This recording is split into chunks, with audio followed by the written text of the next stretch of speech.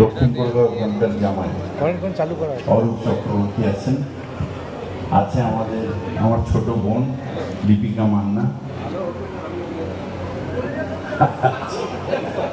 পোদ্দার আছে আমাদের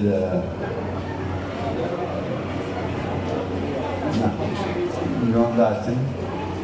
এবং সর্বোপরি যার নেতৃত্বে আজকে আমরা সবাই চলছি এবং একটা নতুন দিক খুলে যাচ্ছে এই অঞ্চলে, সেই আপনাদের প্রিয় কাউন্সিলর, আমার অত্যন্ত প্রিয়। আমরা ওকে অরিজিৎ বলে আপনারা ডাকি, কিন্তু ওর বাবার সাথে আমি কাজ করেছি, ওর মায়ের সাথে আমি কাউন্সিলর ছিলাম, ওর বাবার সাথে কাউন্সিলর ছিলাম, এখন ওর সাথে আমি কাউন্সিলর আছি।